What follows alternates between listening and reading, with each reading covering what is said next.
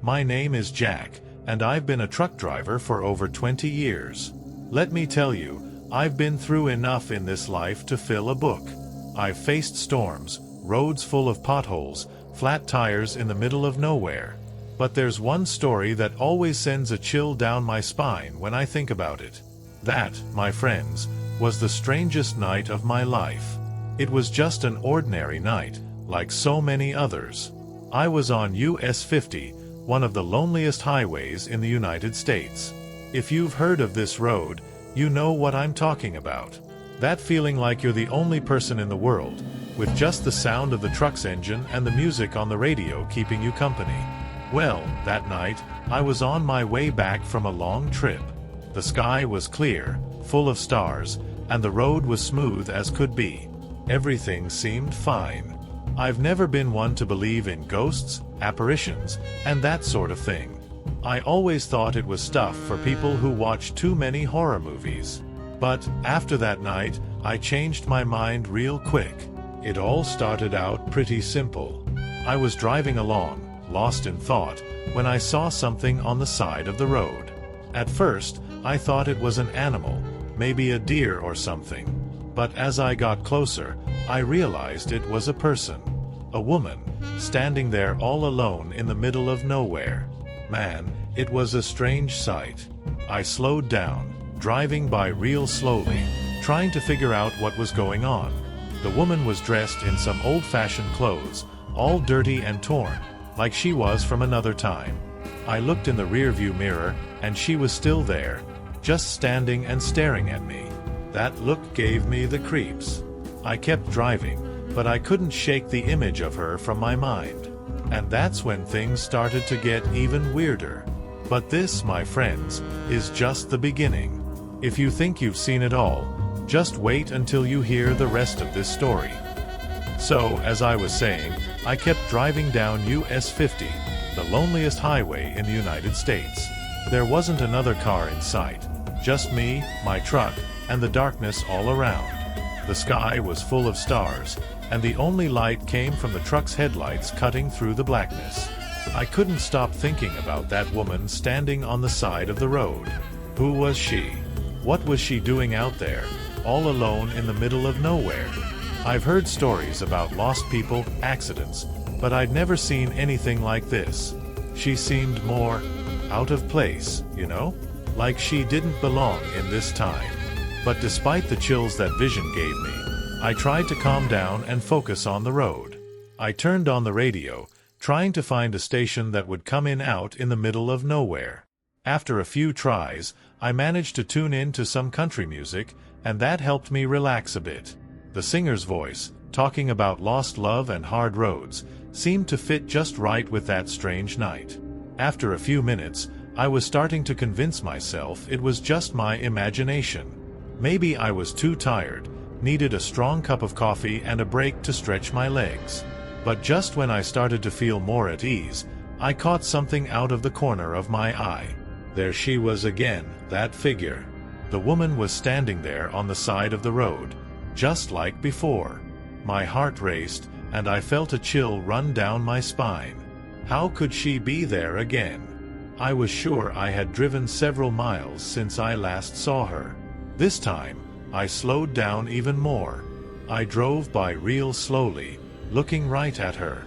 The same old clothes, the same fixed stare. It seemed like she was waiting for something, or someone. But what, and why? I kept driving, now more alert than ever. The radio started to crackle, and the music was replaced by static. I tried to adjust the station, but nothing. Just that annoying hiss. I turned off the radio and focused on the road, eyes fixed on the horizon, waiting for the next sign of whatever was going on. The night was just getting started, and I had the feeling things were going to get even stranger. But to find out what happened next, you're going to have to wait for the next chapter. If you think you've seen it all, just wait until you hear what's coming next. So there I was, driving on the loneliest road in the United States, with that mysterious woman still on my mind. The radio had turned into an annoying static, and the night was pitch black. The road seemed endless, and time felt like it was moving slower. Suddenly, I saw something strange up ahead, a faint blinking light in the middle of the road. I slowed down and got closer, trying to figure out what it was. As I got closer, I realized it was an emergency triangle, like the ones you use when your car breaks down. I stopped the truck, turned on the hazard lights, and got out to see what was going on. The truck's headlights illuminated an old car, one of those from the 60s, parked on the shoulder.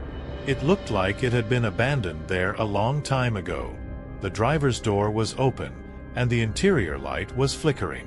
I walked closer, my heart racing, trying not to think about the woman I'd seen earlier. I looked inside the car and didn't see anyone. The seats were dusty, and papers were scattered everywhere. It looked like someone had left in a hurry. I picked up one of the papers and saw it was a handwritten letter, but it was so worn that I couldn't make out much. I could only read a few words: road, missing, and return. That made me even more curious. Who had left that car there, and why? I went back to the truck, with the letter in hand, and continued my journey. But deep down, I knew this story was far from over. I got back on the road, trying to leave it all behind. But curiosity and fear were growing inside me. And that's when things got even stranger. When I looked in the rearview mirror, I saw something that chilled me to the bone. The woman was there, again, standing in the middle of the road, staring at me with that empty, fixed gaze. I slammed on the gas, trying to get away as fast as possible. The truck's engine roared, and the road seemed to stretch out in front of me. But no matter how far I drove, the feeling that she was following me wouldn't go away. Then the radio started crackling again, but this time it wasn't static. It was a voice, low and distorted, that I couldn't quite understand. I tried adjusting the volume, but it didn't help. The voice just grew louder and clearer. And then I heard something that made me lose my breath. "Help me." That voice kept repeating the same phrase, "Help me," like it was begging for help. I turned off the radio, but the voice kept echoing in my head. What was happening? Who was that woman? And what did she want from me? The only thing I knew was that I had to find out. But to do that, I'd have to face my fears and keep driving down that lonely road where the darkest secrets were waiting to be revealed. So, as I was saying, I kept driving, with that eerie feeling that I was being watched.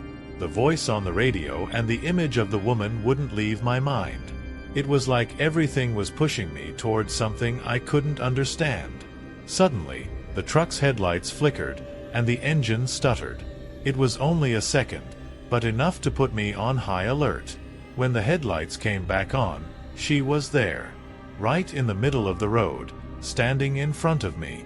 I slammed on the brakes, the truck skidded a bit, and I nearly lost control. My heart was pounding a mile a minute. I looked ahead, and the woman was gone. I got out of the truck, trying to figure out what had just happened. I looked around, but all I saw was darkness and the sound of the wind rustling through the trees. I got back in the truck, trying to calm myself. This couldn't be real, it had to be my imagination. But the feeling that something was terribly wrong just kept getting stronger. I kept driving, but now I was more alert than ever. Every shadow on the road seemed to come to life, and every strange sound made me jump. That's when I noticed something on the passenger seat. A flower. A rose, to be exact. But how did that get there? I was sure the seat was empty when I got out of the truck. I picked up the rose and smelled it. It had a sweet scent, but at the same time, there was something off about the smell. Almost like wet earth and blood? The fear started creeping back in, but I knew I had to keep going. Something was happening, and I had to find out what it was. I kept driving, trying to ignore the fear growing inside me. The road seemed longer than ever, and the feeling that I was being followed wouldn't go away. That's when I saw a faint light on the horizon. A small house, barely visible in the darkness. I decided to stop and investigate. Anything was better than staying on the road, waiting for the next apparition to make me lose control for good. I parked the truck, grabbed my flashlight, and got out, heading toward that lonely house. Every step seemed to echo in the silent night. I reached the door and knocked. Nothing. I knocked again, harder this time. Still nothing. I pushed the door open slowly, and it creaked as it swung open. The inside was dark, and the only light came from the flashlight shaking in my hand. The house looked abandoned for years. Furniture covered in dust, cobwebs in the corners, and a musty smell in the air. I looked around, trying to find any sign of life, but everything seemed dead. That's when I saw a painting on the wall. An old, faded portrait, but enough to make me stop. The woman in the painting was the same one I had seen on the road. Those eyes, that sad expression. Who was she? And why did she seem to be everywhere I went? The answer, I knew, was somewhere in that house, and I needed to find it before it was too late. So, there I was, inside that old abandoned house, trying to make sense of what was happening. The woman in the painting was the same one I had seen on the road. But who was she? And what did she want from me? The only thing I knew was that I needed to find out before something worse happened. I continued exploring the house, with the flashlight trembling in my hand. Every step echoed in the silence of the night, and every shadow seemed to move. I reached a door at the end of the hallway. It was slightly ajar, and a faint light was coming from inside. I pushed the door open slowly and entered. The room was dusty, and the only furniture was an old bed and a wardrobe. But what caught my attention was the diary on the bed. I picked it up, and as I opened it, a chill ran down my spine. The first pages were filled with notes about life on the farm, dates, daily events. But on the last pages, things started to get strange. The diary talked about a woman named Mary, who lived in that house with her family. But one day, Mary mysteriously disappeared. The last entry was from a family member, describing the desperate search for Mary. The date was over 50 years ago. That explained the old clothes and the out-of-place appearance. As I read, I heard a noise coming from outside the room. The sound of footsteps, light and slow. My heart raced. I looked around but saw nothing. Only darkness beyond the faint light of the flashlight. I left the room, trying to follow the sound. It was coming from downstairs. I went down the stairs slowly, each step creaking under my feet. When I reached the ground floor, I saw a shadow moving in the living room. The figure of the woman was there, standing with her back to me. My breath caught in my throat. I tried to call out, but no sound came out. I took a step forward, and then she slowly turned around. Her eyes were filled with sadness, but there was something else there, as if she was pleading for help. "Mary," I finally managed to whisper. She nodded slightly and pointed to the opposite wall. I looked in the direction she pointed and saw a large mirror with a golden frame, leaning against the wall. I approached the mirror, and that's when everything became clear.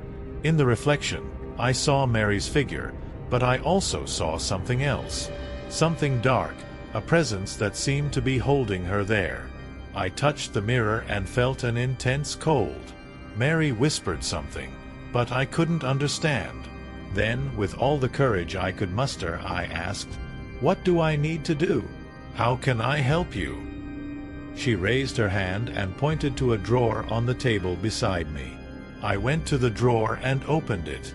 Inside, I found an old locket with a photo of Mary and her family. When I touched the locket, I felt a connection, as if I was beginning to understand what she wanted. It was as if that object was the key to setting her free. I went back to where Mary had been standing, but now she was gone. Only the mirror was there, reflecting my pale and frightened face.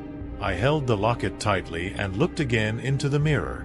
I knew I had to do something, but what? Before I could think of anything else, the mirror started to glow, and a bright light blinded me. When the light faded, Mary was beside me, smiling for the first time.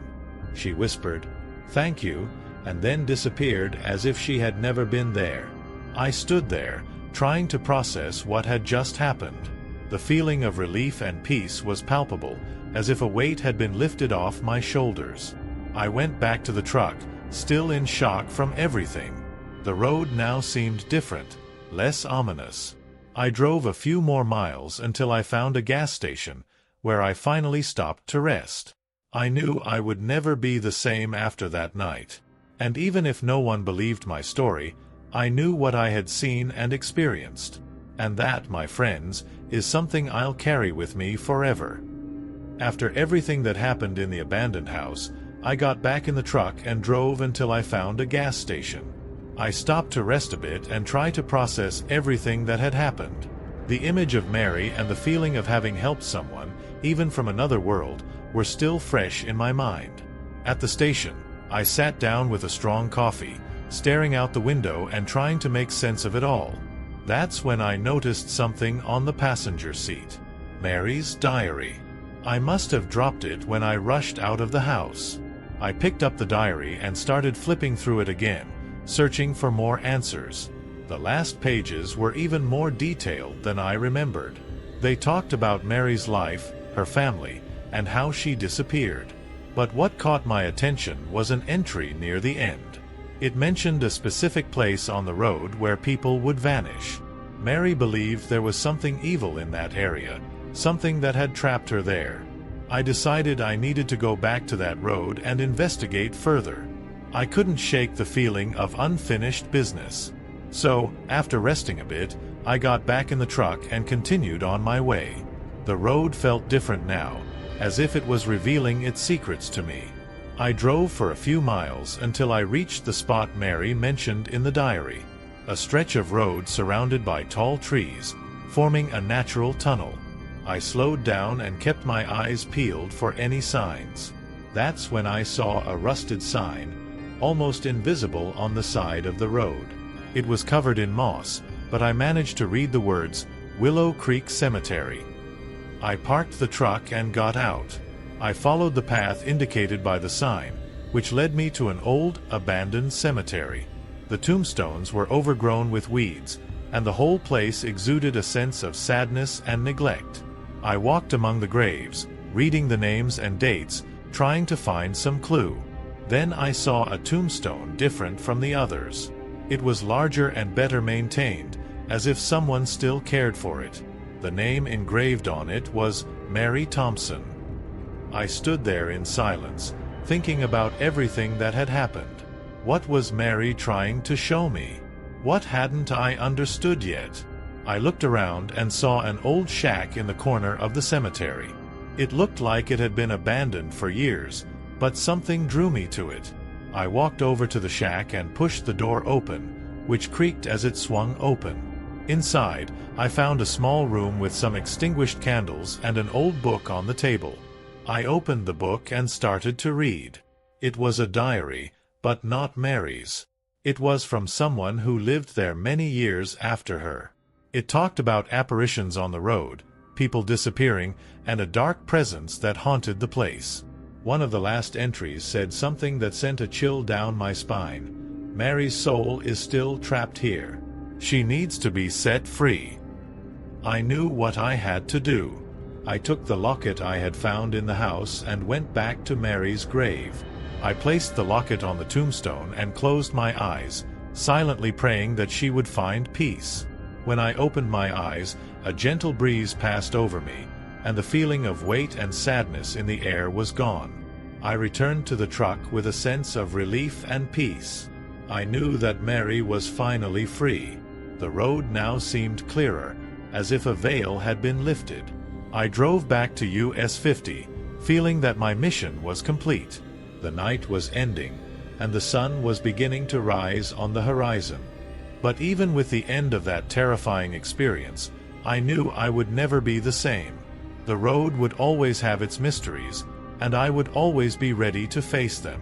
And so, with a lighter soul and a clearer mind, I continued my journey, prepared for whatever the life of a trucker still had in store for me. After leaving Willow Creek Cemetery, feeling that Mary had finally found peace, I returned to the road with a sense of relief and a mission accomplished. The sun was beginning to rise, painting the sky with shades of orange and pink, and the road seemed less ominous than before. I drove for a few hours until I reached a small town. I parked the truck and decided to have a decent breakfast at a local diner. While I waited for my order, I couldn't stop thinking about everything that had happened. The feeling of having helped Mary find rest gave me a peace I had never felt before. As I sipped my coffee, an older man sitting at the counter struck up a conversation. He was a local, and we started talking about the road, the life of a trucker, and eventually about Willow Creek Cemetery.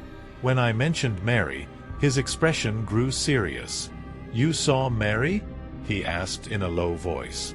I told him the whole story, from the first time I saw her on the road to the cemetery and the locket. The old man nodded, seeming to understand everything. "Mary is a legend around here," he said.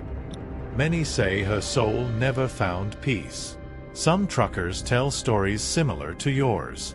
But you seem to have accomplished what no one else could." That confirmation that I wasn't the only one who had seen Mary was a relief, but it also made me think. How many lost souls like hers were wandering these roads, waiting for someone to help them find peace? I returned to the truck, determined to continue my journey, but with a new purpose. It wasn't just about hauling loads from one place to another. Now, I felt I had a greater responsibility, something deeper. I drove for a few more hours until I stopped at a gas station to refuel and stretch my legs. As I filled the tank, a sense of calm washed over me. I felt that, in some way, Mary was thanking me, and that gave me the strength to keep going. When I walked into the convenience store to grab a coffee, I saw a bulletin board with several photos and newspaper clippings about missing people. Some of the photos were old, others more recent. I remembered the diary I found in Mary's house and what the old man at the diner had said. How many of these people were still waiting to be found, to have their stories heard? I grabbed my coffee and returned to the truck, determined to do whatever I could to help. Maybe I would never find all the answers, but I was determined to try. The road, with all its mysteries and dangers, now felt a little less lonely. And as the sun shone on the horizon, I knew I was on the right path. And so, with a lighter heart and a clearer mind, I continued my journey. The life of a trucker would never be the same, but I was ready for whatever lay ahead. Because now, I knew I wasn't alone on the road. And with that, I was at peace.